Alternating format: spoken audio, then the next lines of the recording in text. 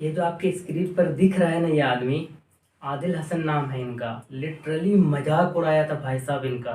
लोग मजाक उड़ा रहे थे जब टिकट बांटने की बात आई थी। लोग इनको दलाल कह रहे थे, लोग इनको निठल्ला कह रहे थे, लोग इनको कह रहे थे कि सीमांचल में पैसा कमाने के लिए मैं इनको लाया है। पता नहीं क्या क्या नहीं कहा इस भाई साहब को। लेकिन आज ये चुनाव जीत गया यार, सबका जबान बंद कर दिया इसने। इसने लिटरली सबका मुंह बंद कर दिया। 261 वोटों से जीत हासिल किया, बहुत क्लोज मार्जिन से जीत हासिल हुई दोस्तों। और महबूब आलम जैसे बड़े दिग्गज को हराया वहाँ पर, और भी कई सारे दिग्गज नेता को हराया वहाँ पर। और 261, अब समझ सकते हैं, बहुत ही छोटा सा मार्जिन है। सोचो ये कितना क्लोज ये जीत हुई है, कितना पास जो है ये जाकर जो है जीत हासिल की इन्होंने। सर आपके लिए तारीफ बनती है, सर आपके लिए क्लैप बनता है। मैंने भी सवाल उठाए थे, मैंने भी लिटरली इनके ऊपर सवाल उठाया था टिकट को लेकर। जब टिकट बांटने वाली बात निकल कर आई थी, जब जिनको भी टिकट नहीं मिल रहा था, सब कोई इनके ऊपर ही एलिगेशन लगा रहे थे, हर कोई जो है इनके ऊपर इल्ज़ाम लगा रहा था। बहुत इजी टारगेट समझ लिया था शायद इनको, इसीलिए जो कोई भी जिनको भी टिकट नहीं मिल रहा था, हर कोई इनको दलाल, इनको पता नहीं क्या क्या वर्ड और अल्फाज इस्तेमाल किया था इनके लिए। आज इन्होंने मैं इनको जीत दिला दी।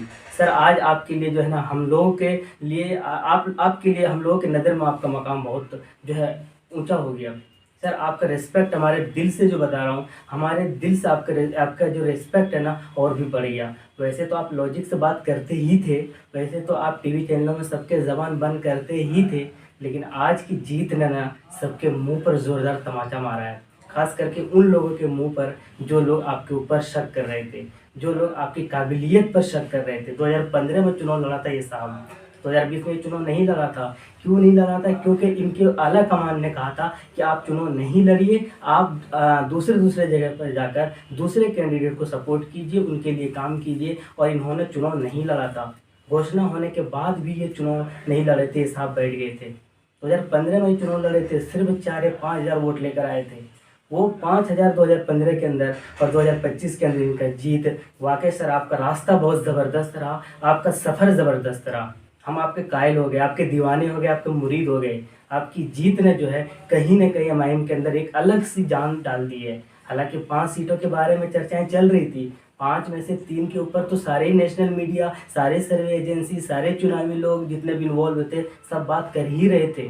बहादुरगंज की बात कर रहे थे, अमोर की बात कर रहे थे, और आपके साथ जो है वो कोचाधामन की बात कर रहे थे। लेकिन वैसी के अंदर भी जीत भी, वो भी काबिल तारीफ है। लेकिन वो पहले से जीते थे, इसीलिए उतना ज़्यादा सरप्राइज नहीं हुआ किसी को। हालांकि जीत जो है वो जो कि हाट के अंदर भी हुआ, वो वहाँ भी पहले जीते थे, वो अलग उम्मीदवार थे, ये अलग उम्मीदवार है। इनकी जीत ने शायद बहुत सारे लोगों के जबान बंद कर दिए। मुखिया मुर्शिद के ऊपर भी उसी तरीके का सवाल खड़ा हुआ था। जब मौलाना का टिकट काट कर, मौलाना अब्दुल्ला सालिम का टिकट काट करके मुखिया मुर्शिद को दिया था, तो बहुत सारे लोगों ने सवाल खड़ा किया था।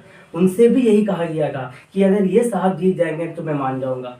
इनसे भी यही कहा गया था कि ये जो मुखिया मुर्शिद है, ये अच्छे आदमी नहीं है, ये कभी नहीं जीत पाएंगे। उनके ऊपर भी सवाल खड़ा किया था। वो भी, उन्होंने भी जो है उनको हराया जिनका कई दशकों से जो शासन कर रहे थे जो कि हाट के अंदर, उनसे निजात दिलाया उन्होंने।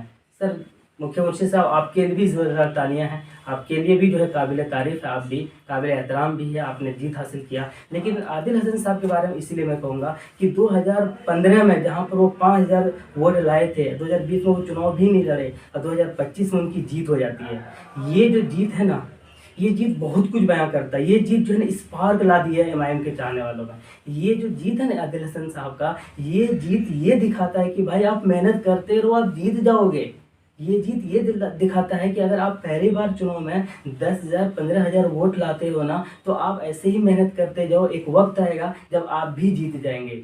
मार्जिन बहुत छोटा सा ज़रूर रहा है, 261 मार्जिन वोट जो है बहुत बड़े मार्जिन नहीं होते हैं, लेकिन वो मार्जिन जीत तो जीत होती है ना। हालांकि रिकाउंटिंग हो रहा है, शायद उसके अंदर भी वो जीत ही जाएंगे, क्योंकि रिकाउंटिंग हो या 3 काउंटिंग हो, क्या फ़र्क पड़ता है, 4 काउंटिंग हो, 5 काउंटिंग हो, तो जीत ही है। वो 1-2 वोट अगर इधर उधर होता है तो समझ में आता है। 261 वोट तो बहुत होते हैं, लोग 50 वोट से जीत जाते हैं, रिकाउंटिंग में नहीं वो कुछ होता है तो। खैर 261 वोट जो है वो छोटे ज़रूर है, छोटा सा ज़रूर है, लेकिन पैगाम बहुत कुछ दे रहा है ये 261 और आदिल हसन के जो जज्बात है, आदिल हसन की जो मेहनत है, मैं हँसा था यार लिटरली स्टार्टिंग में कि क्यों लड़ रहा है चुनाव, मतलब 2015 में इतने कम वोट आए थे और उतना ज़्यादा वो कभी एक्टिव नजर आए भी, मतलब उस तरीके का लगा भी नहीं था कि ये वैसा एक होता है ना वजनदार उम्मीदवार, एक होता है कि देख के लग रहा हाँ एक वजन है, अख्तरुल इमान देख के लगता है एक वजन है इनके अंदर, या फिर जैसे कि आपको कोचा दमन सरवर आलम साहब वजन लगता था, इजहार असफी साहब जैसे पिछली बार चुनाव लड़ रहे थे लग रहा था कि हम वजनदार है, तो हमें जैसे सैयद रुकनुद्दीन सब लग रहे वजनदार है, तो उस कैटेगरी के नहीं लग रहे थे आदिल साहब, थोड़ा नौजवान थे, यूथ को जो रिप्रेजेंट कर रहे थे बिहार के अंदर, यूथ के प्रेसिडेंट भी है, थोड़ा स्पोक पर्सन भी है बिहार के, तो और भी अलग अलग जिम्मेदारी है उनके ऊपर, तो ऐसा लग नहीं रहा था कि यार ये बहुत कुछ कर जाएंगे, लेकिन 261 वोटों से जीत जाना सर, सलाम है सर आपके ऊपर, सैल्यूट है आपको, मतलब आप वाकई आपने मेहनत किया होगा तभी वहाँ के लोगों ने सपोर्ट भी किया, वोट भी किया, वरना फिर ऐसे कोई वोट नहीं करते, मुखिया के इलेक्शन में लोग वोट नहीं करते हैं यार, भाई भाई को लोग वोट नहीं करते हैं, चचा भतीजों को वोट नहीं करता है, बाप बेटे को वोट नहीं करता है यार जब इलेक्शन की बात आती है, और इतने सारे वोट लाना और जीत हासिल करना वाकई ज़बरदस्त तो है सर। और 6 सीटों पर जो जीत हासिल की बिहार ने ना, वो जो ये जो 6 सीटें है ना, ये सिर्फ बिहार तक लिमिट नहीं है, ऐसा नहीं कि चलो जीत गए, पहले भी तो 5 जीते थे, ये 6 सीटें जीतेंगे तो जीत है ही इनकी, एक इतिहास इन्होंने रचा ही रचा है, पहले से ज़्यादा जीता ही जीता है। एक वो लोग जो तुक्के की बात कर रहे थे उनका तो मुंह बंद किया ही किया है। इसके अलावा जो बंगाल के अंदर जो चुनाव हो रहा है, इसके अलावा जो उत्तर प्रदेश के अंदर अलग अलग चुनाव है, वहाँ पर ये जीत देखना एक अलग रोल प्ले करेगा, वहाँ पर एक अलग, और मीडिया इसको अच्छा, मीडिया मतलब क्या बात कर रहा था, मीडिया वाला बात कर रहा था यार 2-3 सीट, 2 भी सीट मुश्किल से जीतेंगे, नहीं वो पहले अलग था, लेकिन असदुद्दीन ओवैसी ने कहा था भाई, उन्होंने कहा था, उसको पता था यार, वो मानना पड़ेगा, उनका जो विज़न है ना, उनका जो दूरअंदेशी है वाकई है, ज़बरदस्त है भाई, उनको पता था, इसीलिए वो 6 सीट का डिमांड कर रहा था, उनको पता था यार हम 6 ही 6 जीत रहे हैं, इसी वो ये भी नहीं कह रहे थे हमको 25 30 50 चाहिए, वो कह रहे थे हमको 6 ही चाहिए, और 6 ही जीते हैं, कमाल हो गया। लेकिन मज़ा तब आता और जब महागठबंधन भी आसपास में रहता और उनको ये 5-6 सीटें घट रही होती, तब शायद एक अलग ही जुनून होता, लेकिन फिर भी अभी फ़िलहाल एमआईएम वालों के लिए जश्न की रात है, ये बहुत एक अलग पैगाम दिया है आदिल हसन साहब की, वाकई काबिल तारीफ़, उनकी तारीफ़ बनती भी है। लिटरली मैं वो नहीं कर, मैं चापलूसी नहीं कर रहा हूँ, ऐसा नहीं है कि मैं, मतलब मेरा कोई है भी नहीं, वो मेरा रिश्तेदार भी नहीं जो मैं उसकी चापलूसी करूँगा, मैंने अपने ही ज़बान से उनके खिलाफ बोला था जब मेरा नज़रिया अलग था, आज उसने अलग अचीवमेंट हासिल किया, चाहे जैसे भी किया हो, जो भी किया हो भाई किया है उन्होंने, आज वो एमएलए है, एमएलए बनने जा रहे हैं, शपथ ग्रहण करेंगे, तो आज मैं अपनी ज़बान से उनकी तारीफ़ करना बनता है। मैंने सवाल भी उठाए थे टिकट को लेकर, लेकिन आज जो उन्होंने ऐसा जो है मकाम हासिल किया है, तो उनके लिए तारीफ़ भी करना बनता है। वाकई सर सैल्यूट है सर आपको, और क्लोज मार्जिन ज़रूर रहा है लेकिन शानदार रहा है, और अब देखेंगे कि आप नेता कैसे बनते हैं और ये इस तरह की जीत कितने आगे और लेकर जाते हैं,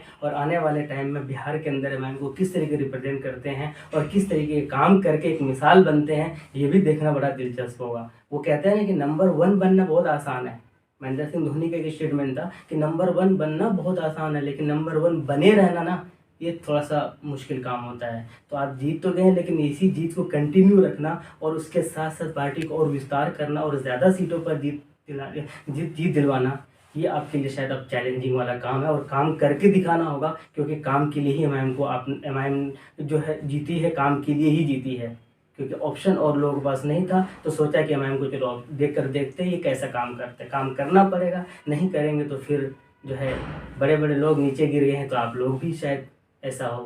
खैर आपकी क्या राय है कमेंट बॉक्स में बताइएगा।